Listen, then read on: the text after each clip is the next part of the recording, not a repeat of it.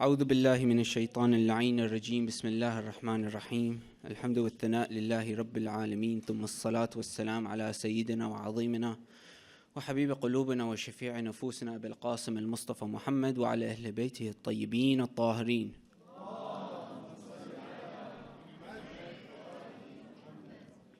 So today is touching on the 8th chapter, so 8 characteristics or eight things, and today was actually the very first hadith within the chapter. As the numbers get higher, the hadiths also get less. So number 8 was quite not an ordinary number, and it gets harder and harder. But alhamdulillah, the first hadith was the one that I picked. And it starts off with speaking about the 8 characteristics of a believer. 8 characteristics of a mu'min. And the hadith is from Abdullah bin Ghalib an Abi Abdullah alayhi salam, meaning Imam Al-Saduq alayhi salam, where it says, ينبغي للمؤمن أن يكون فيه ثمان خصال. It should be that for a believer that he has 8 characteristics.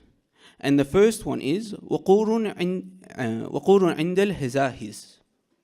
And the second one is صبور عند البلاء. So the first one was composure in volatile situations, and the second one is patience in facing a misfortune. صلوا على محمد وعلى محمد. The first two I've decided to group together. So composure in volatile conditions and patience in facing misfortune.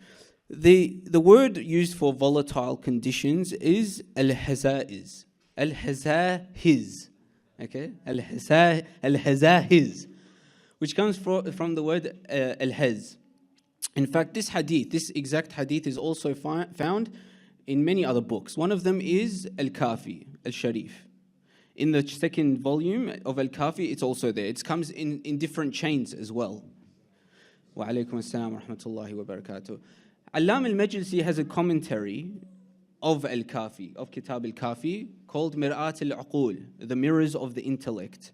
In this book, he has said that this hadith, through one chain or another, is sahih. So this is an authentic hadith speaking about the 8 characteristics of a believer. And he gives some commentary, which I have borrowed from him, inshallah. The first one, he says, so al-hazahiz, coming from al-haz, which means like to move or to shake. Yeah?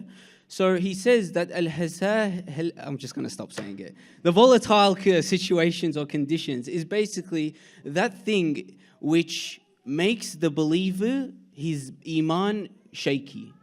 There is a potential that there will be doubt creeping into him, or perhaps his iman might be challenged. So those situations, it might be that, he might lose his faith. And sometimes there are conditions where we feel a lot of pressure as Muslims. And that pressure eventually leads us to what? Leaving Islam. It might be the situation where we're challenged in the West. It might be, for example, being bullied about the headscarf, for example, or the beard, or whatever it might be. Or it could be somebody asks us a simple question. Why do Muslims say this? And you do not know how to answer. And that will lead us to leaving Islam. So it says composure during those conditions. One of the signs of believers is he does not go crazy and lose his cool, but rather he can deal with that situation. And the second one is patience in the times of al-bala. Al-bala means, misfortune or trials or tribulations. Allama Majlisi says that this can be for good conditions or for bad conditions, meaning the believer in the time of bala, he is trialed, whether that be in good conditions or bad conditions. Sometimes we're trialed with poverty, okay, and that is a poor condition. But sometimes we're trialed in good conditions, meaning we have a lot of money, and how do we use that money? We said that in the fourth night, one of the questions that will be asked is, how did we get our money and what did we spend it for? So sometimes having too much is also a trial. But in this context, Allama Majlisi says it means that it is in the hard conditions. So these two things, one, composure in volatile situations or conditions, and 2, patience during misfortune. Now those two, I put them together because they're quite similar. But the thing that struck me about this is there's no better example and no better role model for these two conditions of a believer than Sayyidah Zainab alayhi salam. Because imagine that you've just witnessed, you're a believer, you believe in Allah subhanahu wa ta'ala, you believe in the Imam al-Hussein, you have an amazing family, you believe in the truth and whatnot, and then all of a sudden all of them get what? Massacred. And this situation actually made people doubt their Islam. It made people doubt their Islam. To the point where Ibn Ziyad, Al-La'in, Ibn Marjana, the one who was the commander, who killed the family of Sayyidah Zainab, he said to her, how do you feel with what Allah has done with your family? Now some people might go crazy when this is being said to them. But the way she responded, with composure, with patience, what did she say? مَا رَأَيْتُ إِلَّا جَمِيلًا. I did not see anything but beauty. Now imagine if it was us in this situation, how would we respond? With composure, with patience, or would we start cursing that person and attacking that person? How would we act? That's the first two characteristics. The third characteristic and the fourth characteristic is شكور عند الرخاء and قانع بما رزقه الله. وعليكم السلام ورحمة الله. Gratitude in times where your conditions are comfortable, and contentment with Allah, with what He has given to you as sustenance. So the first two were more when you're in tough situations. The conditions are negative. But the next two are when the conditions are much better for you. So when you're in a comfortable situation, you have a house, you have a home, you have a job, you have a family, no worries whatsoever. How do you act in those conditions? Do you act with gratitude? Are you grateful? Do you have shukr to Allah subhanahu wa ta'ala? Because in those situations, it's very easy to forget Allah subhanahu wa ta'ala, isn't it? In those times, we completely forget Allah subhanahu wa ta'ala. Then when something goes wrong, that's when we start putting out the prayer mat and we start, fasting and making nidr and saying, Allah, if you do this for me, if you bring this back for me, then I'll do this. I'll build a mosque. And then that happens, and do we build the mosque? Of course not. We say, come on, we'll donate to Beacon of Hope. Inshallah, they can build a mosque. The conditions change after that. But in times that are good, we forget Allah subhanahu wa ta'ala, isn't it? So two signs of the believer is what? Gratitude in comfortable conditions and contentment with Allah, with what He has given you. Also, this means that, sometimes no matter what we get, we start complaining. We're not content with what we got. As the saying goes, the grass is greener on the other side.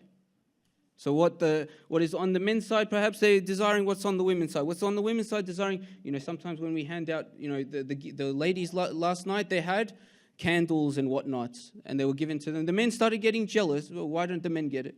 Why? Because the grass is always greener on the other side. That's probably the worst example I could give for this. But I don't know why it just popped into my head. But in any case, sometimes you have something, but you wish for something else. And that thing might not even be good for you. Right? So one of the conditions for a believer is that he's content with what Allah has given him as sustenance. The fifth one, I'm going to just skip for now, because this is the one that I want to focus on. The fifth one I'm going to skip. So remind me in case I forget. The seventh one is لا يتحامل للأصدقاء. He does not six. Sorry. He does not burden his friends. He is not a burden for his friends. Sometimes when we want something, we'll become a burden on our friends. If we want to, we don't call them for 5-6 years, and then when we need something, we'll call them. And that person, we know that he won't say no. There are some people in our community, no matter what you ask them, you don't say no. But other times you don't contact them. Okay? Or you might enforce yourself upon them and you start asking them for things, and you might ask them to do things for you. Or it could just simply be putting them in a tough situation.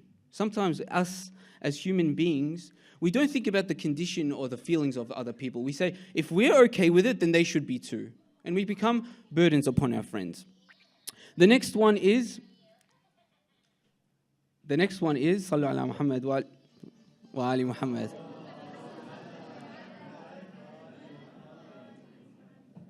Hopefully that's not my friends trolling me, becoming a burden on me, inshallah. The seventh one is بدنه منه في ta'ab. So his body, this is the seventh characteristic, his body is basically exhausted all the time. Exhausted all the time. This means that basically, in one way or another, we're using our body for the sake of Allah subhanahu wa ta'ala. Whether that be coming 6:30 before the program starts to set up the center and leaving at 11:30 to pack up and leave. This is one of the ways that, this is exhausting. Some of the brothers and sisters, mashallah. Can you guys hear me, by the way? Is it good? Some of the sisters, mashallah, they every night, they're here 6:30. Some drive 1 hour away, 1.5 hours away. They'll set everything up, and during the program, sometimes they don't even get to listen to the lectures. They're serving the people, and this is one of the Allama Majlisi says, sometimes their body is so tired simply from serving all the brothers and sisters in faith in Islam. Their bodies is always exhausted. But us, sometimes we come to the majlis, we sit on the seats, we're waiting for the food, and then we still complain. And we go home, you know what, I'm tired. This program went for half an hour longer than the schedule. We start complaining. While others are exhausting themselves 5-6 hours a day. That's a sign of a believer. Zain. The eighth one is وَالنَّاسُ مِنْهُ فِي رَاحَةٍ. And the people feel comfortable and relaxed with him. Again, this kind of links up. These three kind of link up together. That your friends, your brothers, your sisters in faith, when you come, they see you walking through their door, you're not the type of person that they say to the next person, oh my God, he's here. No, you're someone that when you come, they want to get up and kiss you and hug you because they're happy that you're here. They know that, in fact, sometimes, like for example, Muhammad Taha might walk in, and I'll say, Alhamdulillah, because I know he's a lifesaver. Whatever is needed to be done, I don't even need to ask him, he'll do it. Is he here? Muhammad, where is he? Sallu ala Muhammad wa ali Muhammad. He asked me to talk about him. No, I'm just joking. Yani, some people, you feel so comfortable around them. Other people, no, they'll just, that they're going to be talking about this particular topic. They're going to ask you a million questions about your life and go through your comfort zone. That comfort zone you have, they have no respect for that. Don't be that sort of person. The person who is a believer has the characteristics that everyone in this room would be comfortable with. They also know what type of people you are. If Sayyid Al-Ghurabi likes soccer, I'll talk to him about soccer. But if, for example, Muhammad Yasin doesn't like soccer, I won't spend half an hour talking to him about soccer. Understand the people as well.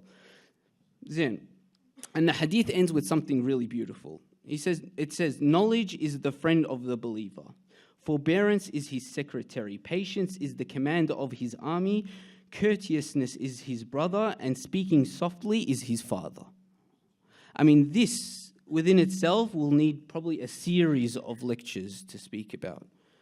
It says, Al-ilm khalilul mu'min.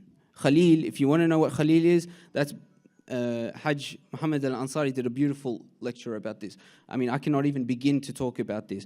Or Al-Halima waziruhu. Alaykum as-salam wa rahmatullah. His forbearance, his persistence in times of trials and tribulations is his minister or his secretary. The king, before he wants to make a decision, he always has somebody that he checks with first, the wise person, the one that doesn't get credit. Yeah, he asks him, and then if he says yes, he'll do it. If he says no, he won't do it, because he knows, I'm just wearing the crown on my head to look good, but he's the wise one. And subhanAllah, some of Bani Umayyah, for their ministers, they had Christians. Go figure. In any case, forbearance is not something that, persistence in times of trials and tribulations. Sometimes we're struggling to even have that within us. But no, for the mu'min, he consults persistence. Subhanallah. Anyway, beautiful hadith, but I want to focus on the number 5, which was, Sallu ala Muhammad wa ali Muhammad. This one, brothers and sisters, really, I just wanted to, because it's very relevant to Muharram. It says, لا يظلم الأعداء. He does not, the believer, the 5th characteristic, he does not oppress his enemy. He does not oppress his enemy. Now, this one is a tough one. Because, okay, no problem. If the enemy is oppressing you, yes, you stand up. Yes, you fight against them. Wa alaykum assalam wa rahmatullah wa barakatuh.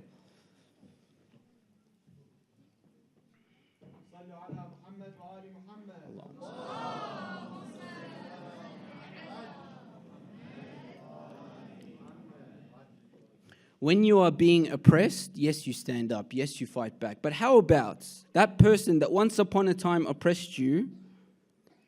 How do you act with that person? Of course, every single one in this room, at one time in their life, has had someone oppress them in one way or another.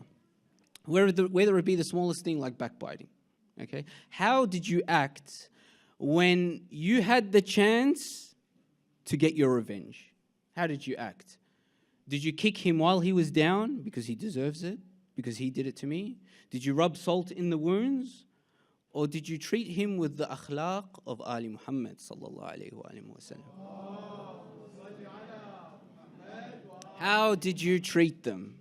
And this is tough because, I mean, for me to say that I'm that type, that when I have the chance to get back at someone, I treat them with kindness and fairness and justice, that's something tough to say. And this is something that I need to work on. But to expand on this point, it is sufficient to speak about one particular story. And that is the story of Imam Al-Sajjad alayhi salam after the events of Karbala. There's a man by the name of Marwan bin Al-Hakim, la'natullah alayh. This man, his family is mentioned in Ziyarat Ashura. When we say the curses be upon Ali Marwan. And we say Ali Abi Sufyan wa ala Ziyad and Ali Marwan. The family of Marwan. I mean, that's sufficient to show what type of person he is. He was one who would, for example, throw stones at Imam al-Hussein. He would shoot arrows at Imam al-Hussein. That's sufficient to say what type of person he is. But one particular story really touches the heart. It breaks the heart, brothers and sisters. This man was once upon a time responsible for demolishing the home of Imam al-Sajjad, Ali ibn al-Hussein alayhi salam. He destroyed it, his house. He made it the same level as the soil that it was built on. Completely destroyed, flattened. Now, after the events of Karbala, once upon a time, he was called by Bani Umayyah, the leaders of Bani Umayyah. He had many roles. Once he was the leader of Bani Umayyah within Hijaz. Once a few times he was the governor of Medina and whatnot. He had many roles, a jack of all trades. So at one time, they used to use him a lot. At one time, Bani Umayyah was really struggling. People were understanding who Bani Umayyah was through the revolution of Imam Zayn al-Abidin and through Sayyidah Zainab alayhim as-salam. What happened was they said, come, Marwan, come, we need you to come here. So he went to Sham. He was in Medina, he went to Sham. He stayed there for about a year. After that year, they said to him, the Bani Umayyah, the leaders, they said to him, look, we need you to do us a favor. The people are about to revolt. They're understanding that we're using deception and whatnot to control the people. We need you to be one of our tools to make sure that Bani Umayyah remains. Because if we go, you go with them as well. So what I want you to do is I want you to go back to Medina. But go back to Medina without a job. We're not going to give you any position anymore. No governor, no leader, nothing. Just go back to Medina. We'll support you, we'll give you money. But you've got no role. And if anyone attacks you, or if anyone asks you if you're involved with Bani Umayyah, you stay silent. You have nothing to do with Bani Umayyah anymore. We'll support you behind the scenes. But in front of the people, you have nothing to do with Bani Umayyah. Why? So that because the people know how bad you are. They know how evil you are. Wa alaikum assalam.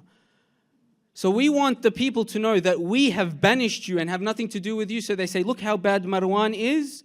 To say, look how good Bani Umayyah is. Politics. So he said, okay, no problem. He took his family, his wife and his kids, and he went to Medina. So he's got money, obviously, he's got support from Bani Umayyah, but the first thing he needs to do, he can't go back to the palace where the governors were ruling. He had to find a home. And so he goes and he asks the people of Medina, he says, is there a home that I can buy or that I can, rent out? They say, yeah, we do. We have a home. We can sell to you. We can rent to you. And we'll do it to anyone except for you. You're the only one we won't sell a house to. After what you did, never. Go to someone else. He goes. That was the first night. Second night, the first night he slept no home with his wife and kids on the streets. The second night, the same thing. He says, please, let us have, a shelter. We're being destroyed. They said, well, we have home. We have home to sell to you, but we're not going to do it to you. Third night, same thing. Fourth day, he's losing his patience. He went out in the streets, he lifted his sword. He said, is there anyone that's going to give it to me? I'm going to start trouble. They said, put your sword down. You're a nobody now. You're a nobody now. Before, you could frighten us. Now, you're a nobody. Put your sword down. We'll destroy you. You got no support now. You're a one-man team. Fourth night, he slept. Fifth night, he said, please, guys, can you just tell me if there's anyone that will help me? They said, there is one person. He said, who? He said, the people said, that one person is Imam al-Sajjad, Ali ibn al-Hussein alayhi salam. He said, Ali ibn, the son of Hussein? They said, yes.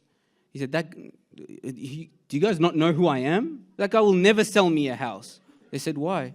He said, because once I completely flattened his home and now he's going to sell a home to me. I used to make his family shiver from fright. And now my family is shivering from fright. He's going to give me a house? The people looked at him and they said, you are so dumb, you are so evil, that you think everyone is dumb and evil like you. But you don't know the children of Fatima, alayhi salam. You don't know the children of Fatima. Go to him and you'll see. So he went. The Sheikh told me to cut my hair because it keeps coming down. So inshallah, I will cut my hair. Sallu ala Muhammad wa ali Muhammad. When good advice comes, what do? Accept it. Ahsantum. So inshallah, Sheikh, thank you for that advice. I can see now that it's very annoying. So he went to the house of Imam al-Sajjad. He knocks the door. The servant, remember we said why Imam al-Sajjad had servants. He had many servants. This was the way that he spread Islam. One of his servants came to the door. They said, who is it? They said, it's Marwan. Which Marwan? Marwan ibn al-Hakim. What do you want? I want to speak to Ali ibn al-Hussein. So the servant quickly ran from the door and he went to Imam al-Sajjad. He said, Ya Imam, Marwan ibn al-Hakim is here. The Imam said, what does he want? He said, he wants to talk to you. The history books say that he immediately got up. Usually people put their slippers on to go to the door. He immediately got up, left his slippers and went to the door. The history books say that afterwards they asked him, you didn't even put your shoes on. Why? He said, for the children of Fatima, we don't want anyone to wait at our door when they have a need. Even Marwan ibn al-Hakim, that oppressor, we don't want anyone to wait at our door.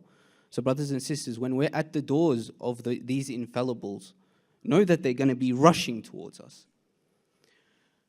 So he rushed to the door and he opened the door. Now, we know the history. Marwan ibn al-Hakim, he's ashamed, he's embarrassed, he's got his head down. The Imam says, what's wrong? He starts mumbling. He says, when you talk to the children of Fatima, you raise your head, you do not put down your head.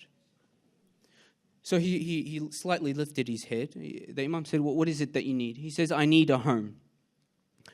Immediately, the Imam did not start saying, now you need help.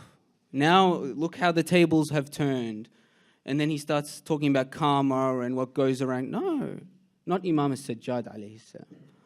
What did he do? He immediately said, look, I have two homes. I have two houses. One here, my home here, and one just outside of Medina. That house in Medina was completely destroyed. Look, he doesn't even have the audacity to say that you destroyed my home. No, he just said that home was destroyed. But it was rebuilt, and it's alhamdulillah, it's there. So you have two choices. Either you can come to my house here, or you can move into the house just outside. So Marwan, he says, it's your homes. You tell me which one you want. So the Imam says, look, if you're asking my opinion, I say take the one that is just outside Medina. He said, why? He said, for two reasons. Number one, it's basically brand new. You can walk straight into it. You have no problems. If you want this one, no, I'll vacate it. Give me 2 hours. 2 hours and I'll leave. But that one you can walk straight in. The other reason is this house is in the center of Medina. If you live here, your family will have abuse. They'll yell at you. They'll threaten you. Over there, you'll be safe. This is Imam Sajjad. Over there, you'll be safe. So it's up to you. So Marwan said, if I can take that one, I'll take it. He said, Faddal. And Marwan was crying and crying and crying. Look how he treated his enemies. One of the qualities of the believers is when he has the chance to oppress, what does he do? He does not oppress them, but he treats them with kindness, with justice. And the funny thing is Marwan continued his transgression against the family of the Prophet. He continued. And some of us might say, but he'll keep on doing it. But this does not mean we should start treating them in a bad manner if we have the upper hand. La. Remember the hadith I said yesterday, if you have a pearl in your hand, what harm does it do to you if everyone there says that it's a rock? You still have that pearl in your hand. And this is the wisdom of Ali Muhammad sallallahu alayhi wa sallam.